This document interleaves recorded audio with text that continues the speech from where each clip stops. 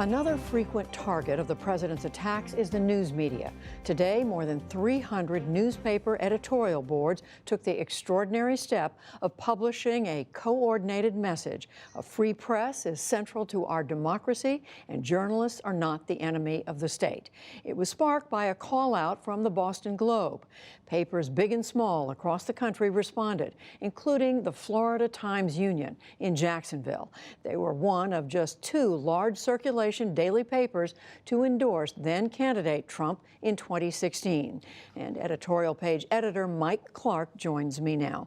Mike Clark, welcome to the NewsHour. Why did you write this editorial today? Well, we felt it's time for a truce between the president and the news media. This war of words is not doing anybody any good. You write that there's blame on both sides. Explain that. Well, President Trump has taken his attacks on the media to a new low, no doubt about it.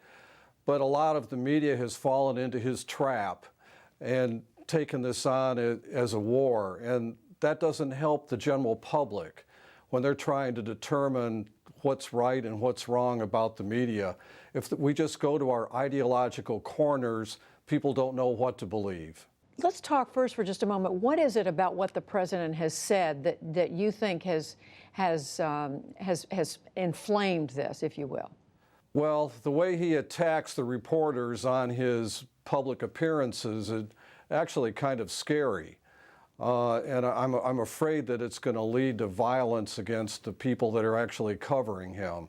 And then this phrase, the enemy of the people, is something that, is losing all context. It's like it's like we're illegal immigrants. I know there's a few good ones out there. I mean, so his attacks are hurting all of us. I'm reminded of the comment CBS correspondent Lesley Stahl had. She said when she interviewed then President-elect Donald Trump right after he was elected, she asked him why he was so critical of the media. He said, "You know why I do it? I do it to discredit you and demean you all. So when you write negative stories about me, no one will believe you."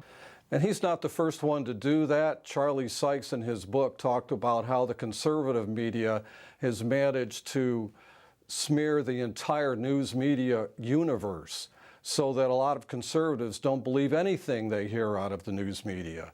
So what's the general public supposed to think when they see something? That's really dangerous to our democracy when the information universe has been poisoned. What do you think needs to be done? You say in the editorial today that there's work to be done now on both sides. Well, I used to be a newspaper ombudsman for 15 years, and I think the major media outlets that have some revenue need to reappoint ombudsmen to do a little soul searching to look at how they're doing. I think, the Shorenstein Center in Harvard said the first 100 days of the Trump administration set a new standard for unfavorable press coverage of a president. So the news media needs to do some soul searching on their side. At the same time, the president needs to lower the rhetoric. Maybe we can find somebody to do some mediation between the two. Why does this matter so much? Why do you think it's important that we address this right now, Mike Clark? The founding fathers said that a republic depends on an information source that allows the people to know who they're electing and how they can trust their information. And if the information source itself is tainted, then the whole republic is at risk. And the trust on the part of the public of the news media, how important is that? Well, we're hearing now from people from both sides of the spectrum that are going to their respective corners. They're only trusting their particular favorite media.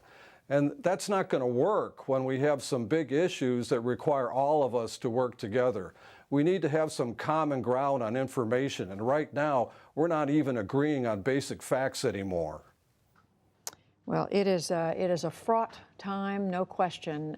Today, a remarkable thing to see so many newspapers around the country, including yours, editorializing about it. Mike Clark with the Florida Times-Union, thank you very much. Thanks, Judy.